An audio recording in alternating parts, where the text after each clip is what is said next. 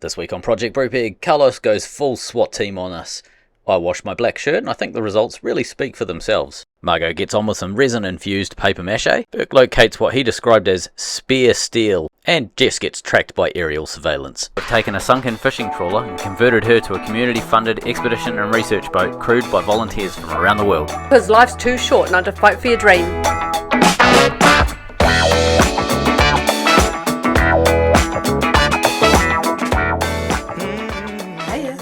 We've got so many pre-launch jobs happening at the moment, it's crazy.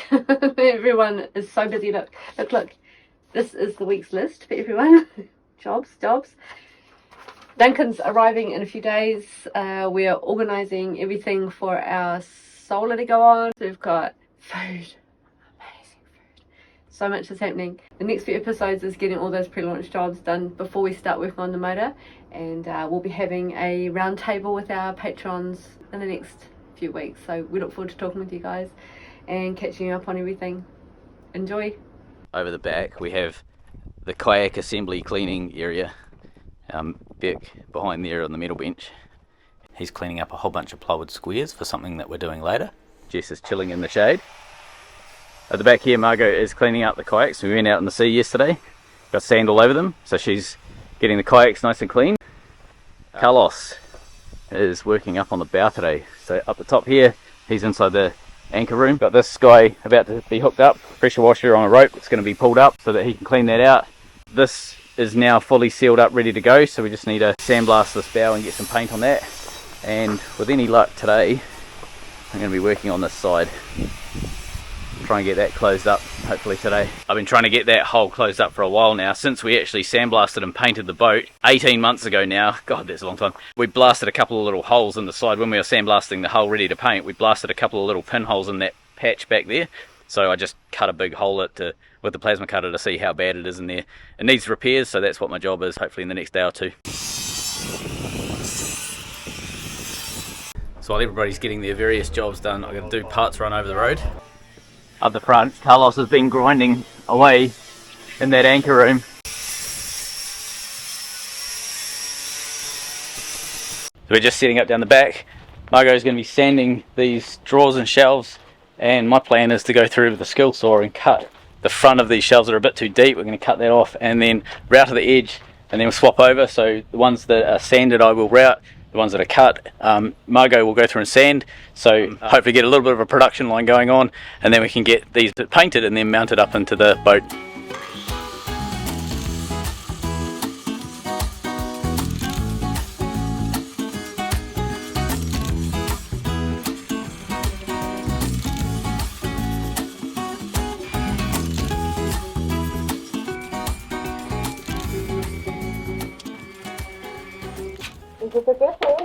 Oh, that's awesome. Yeah, it's great. So these shelves are epoxy. They're coated in a 2-pack epoxy, but we found when they're in the kitchen, they're actually just too bad when it comes to mold. It just clings to them and goes crazy. So we're coating these in a 2-pack polyurethane, which we know is really good when it comes to mold resistance. So we're going to get rid of the wood look and we're going to go to just a painted look to deal with that. Now that we're going painted rather than varnish, we can actually cove the corners and make it really easy to keep these clean and mold free. So previously we had just a straight corner, plywood corner. We're going to get rid of that and do a nice cove all the way through. And now that we're going to be painting everything, it's going to be super easy to clean it. It's going to look really lovely too. We're also going to 3D print some brackets so that we can drop in a fiddle at the front. Yes, you heard right. We're going to get a 3D printer on board so that we can make small parts like that. Just make our life a little bit easier.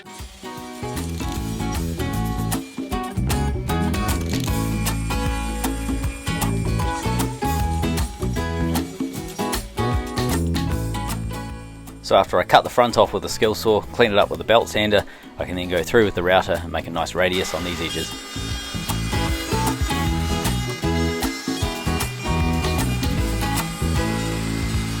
This is where we finished up. So Margaux has done a beautiful job of sanding these. These are now, all the corners are radiused off. So it's I think about a 6.4mm, 1/4 inch radius from memory.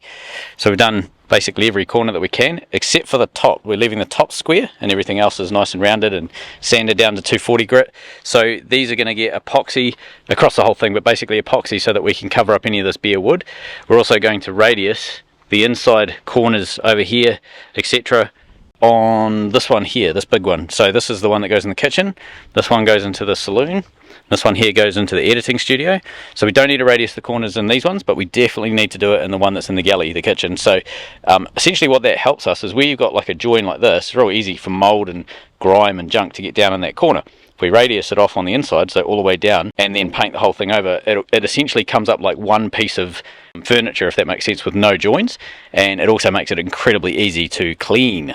When we went out in the little dinghy yesterday out the sea, it started to slowly fill up with water. So what we need to do is pull this guy out, flip it over, and put a little bit of fiberglass at the back. It's basically where it's been dragging up and down a beach. It's sort of just worn through, so we need to beef it up with a little bit of fiberglass so that we can maintain race weight on this thing. It's very important that we maintain minimum weight so we can get the highest top speed.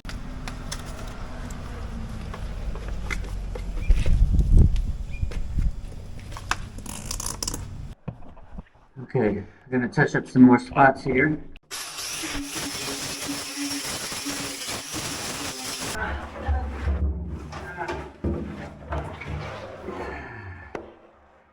Nice and cozy.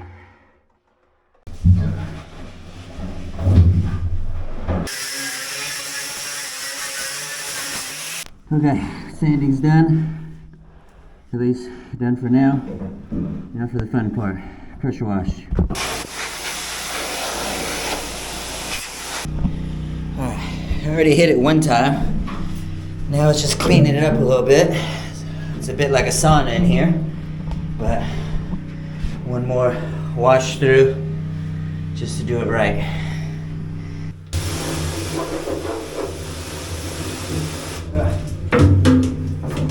Wear a mask. Clean the mask.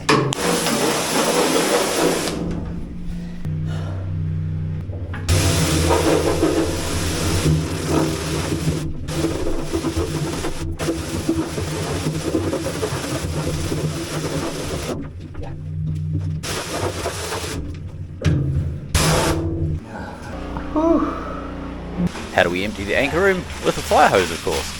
This is our current system. It's a temporary water pump sitting in our stainless sump in the floor and sucks all of the water out. We dump it in this barrel and it just goes out over the side through the drain.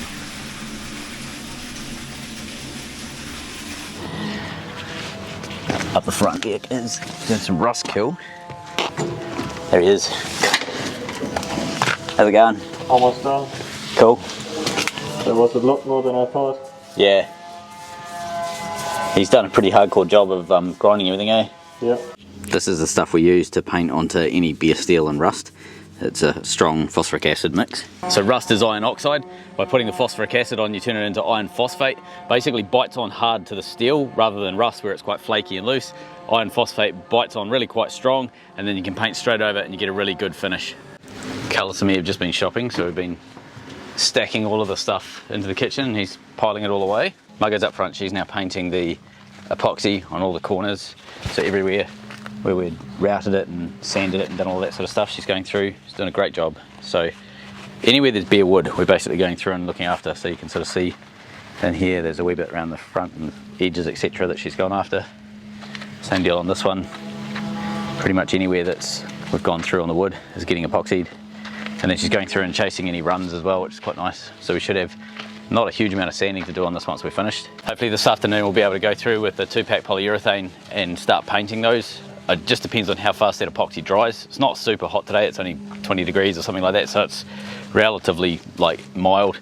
So it might take 6 hours or something for that epoxy to go nice and hard. While we've got 2 minutes spare, we're going to put these positive battery fuses on the lithium batteries. So this part here bolts onto the battery terminal. That part there is where your cable bolts onto the fuse. And if you have a look at that, you can see that that's a 125 amp fuse, and you can sort of see the fuse link going down there. So basically if these batteries ever pull or get too much current drawn out of them, they can safely do 100 amps continuously all day every day sort of thing. And if I've got these fuses set at 125, which is still within their safe limit, 150 is the max these batteries can do, but I don't even want to go near that. So we've got these set at a fairly safe limit, conservative limit. We may be able to bump that up if we want to, but this is going to be protection for our battery system. So Birk's been doing the positive fuses in here. Kitchen, cooking up a storm. Margaux's been building some brownies. These look bloody amazing. Are they like a traditional old school family recipe? We can say yes. Okay. What are you building? All right, we got some butter rice, a little salad with carrots and pears, and some good old steak. 1 minute he's in the galley feeding the crew. This guy is a machine. He's now up on the roof grinding every old solar mount that Birk and I cut off so that we can get some paint on this roof before we put the solar down.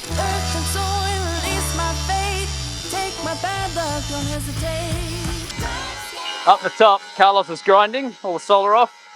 Margaux is fixing a little hole on the back end of the dinghy. She's going to fiberglass that up. We're just finishing up and packing up all the tools over this side. Birk is inside the boat, but he's doing up the depth transducer. So this is our depth transducer getting fitted finally. So now that that's wound right in, it's time to rip the tape off. You always want to take the tape off when everything's still wet. Yeah. It's best to try and put wet sticker under your fingernails so that it lasts for 2 to 3 weeks. Do you have a screwdriver or something? No, nothing here. Oh, do these help? No. Oh, for fuck's sake, Birk. We've only taken half of it off, mate.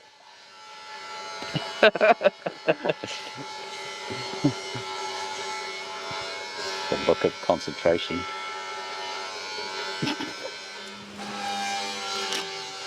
There he is, look at that.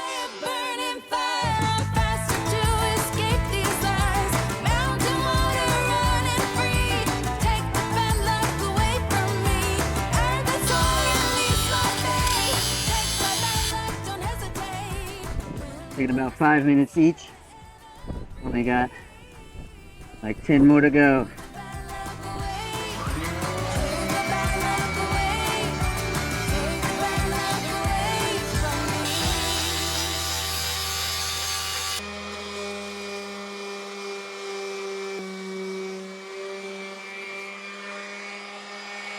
So we're using just some straight epoxy resin. We're not doing anything fancy, it's just epoxy.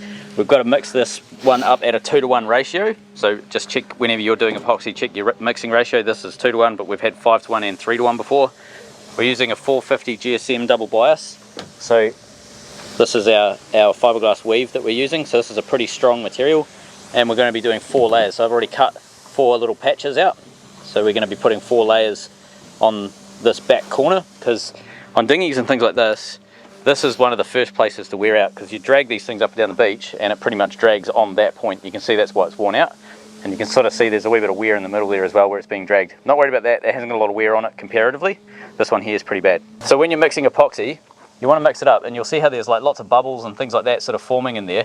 Keep going until it's clear, and it'll go from like a ever so slight yellowy colour to quite a clear colour, and that's how you know you've kind of mixed it enough. And then some people say that you need to let it sit for a minute or two just to rest once you've mixed it. We're going to fold this over, so just paint like around the whole area. Just put a little bit on. Yep.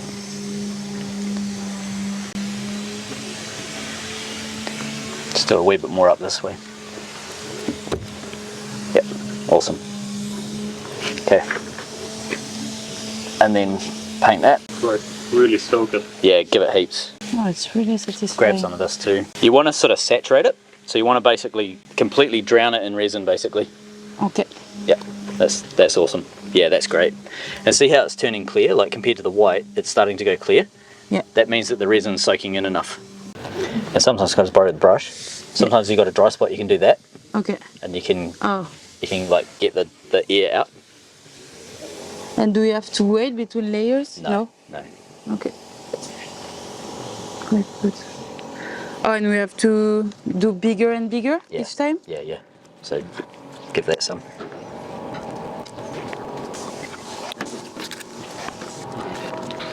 We'll sand off the excess, so don't worry about putting too much on.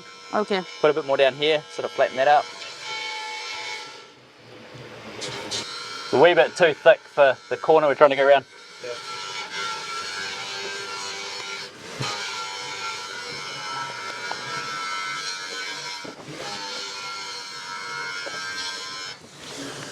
Want to cut?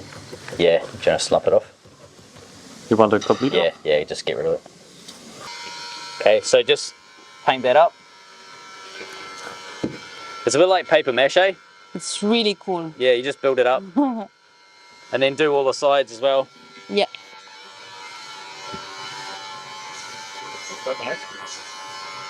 That'll stand up all right. Sometimes it'll struggle to go around a tight corner. Yeah. So you might get air bubbles in the corners. Just yeah, do that. Just basically fill it up with resin. So see here, have a look here. Yeah. See how you can see like a little white bit? Yeah. That's an air bubble. So do the jiggy thing. Yeah, that's it. Perfect. And then come back into that bit. And that what that does is it pushes the resin through the matrix of glass. Okay. Yeah. That's awesome. You've done great. And here, how do I do it? Just let it stick out. We'll sand that off. We're not going to get that. Oh yeah, it won't okay. be around. See how there's air bubbles just here? Just do the stabby thing. And you can follow the air bubble out all the way down. Perfect. Okay. Yeah, that's really good. So just have a look over all of it and see if you can see any bubbles. Okay. Lovely. And just keep working them out. You want to sort of push them out to the edge. Yeah, that's great. Nice. Yeah. Here. Don't worry about the runs. It's a old boat. In fact, if you've got any extra resin, tip a little bit on there and paint that because it's probably... Here? Yeah, on the wood. Oh yeah, okay. Yeah, because the wood's probably not going to hold up.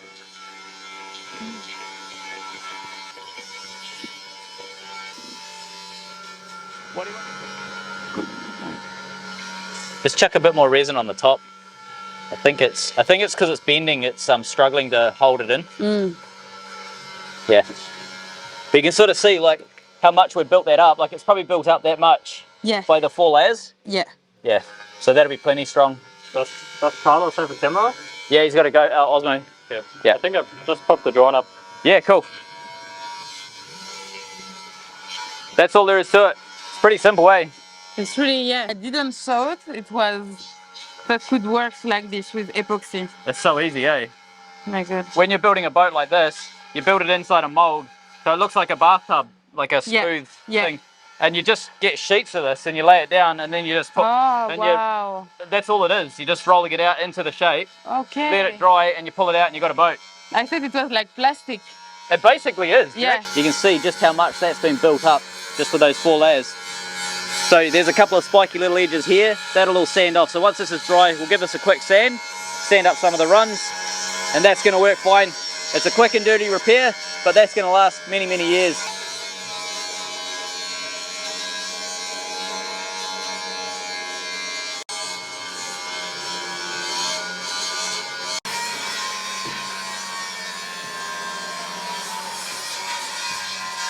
Really, Birk, really.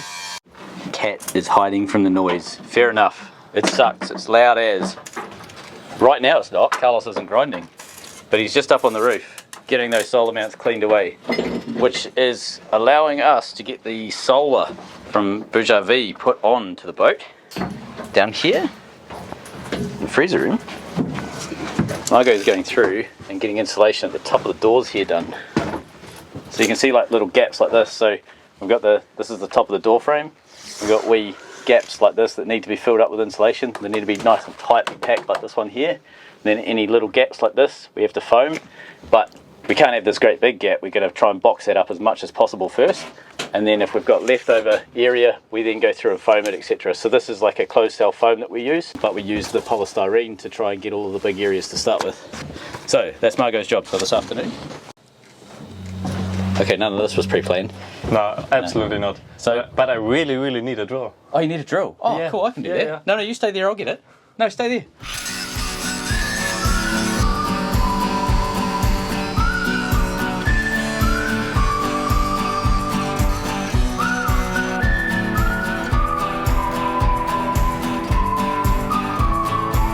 Another wheel is rolling in.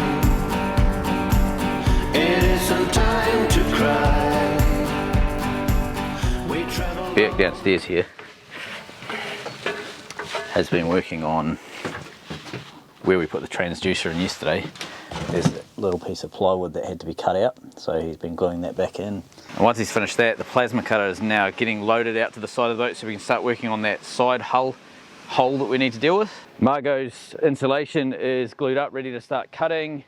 We've got the dinghy is now nice and dry.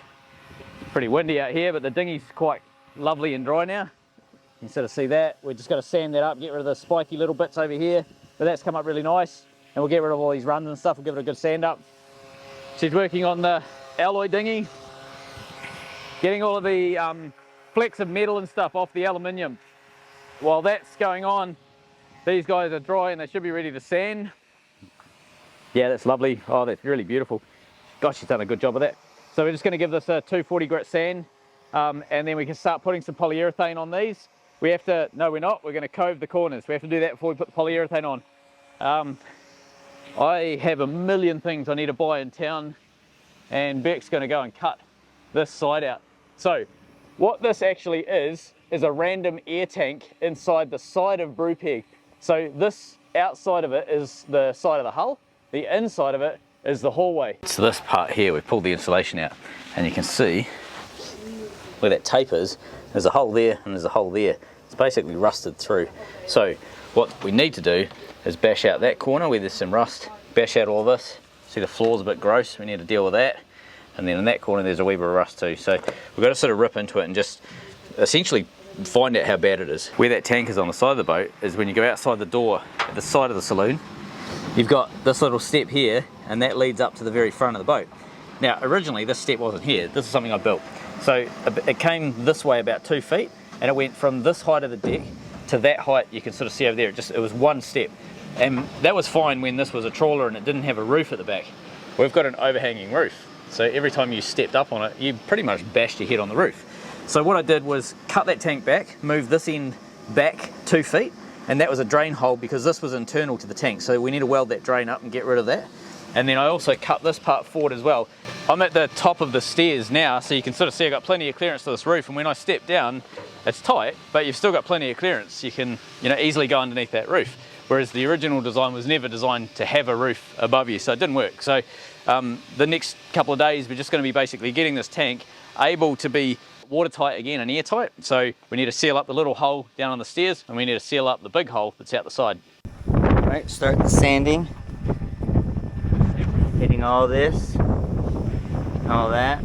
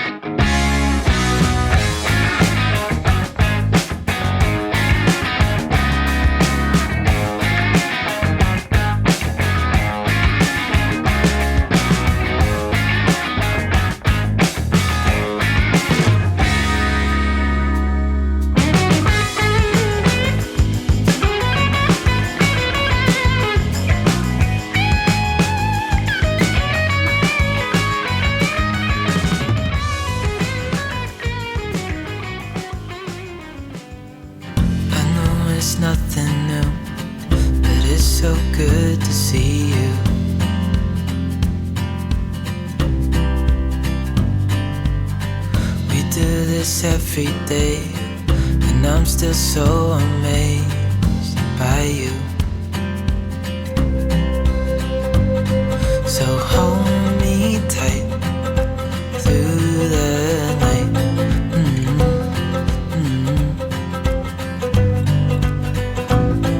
It's just us two, me and you.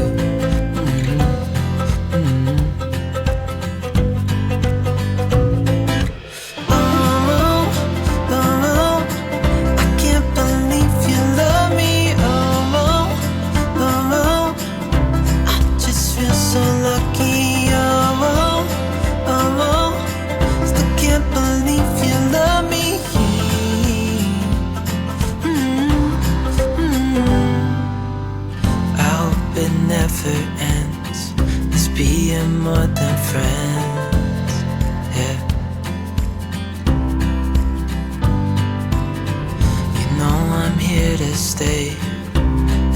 single day.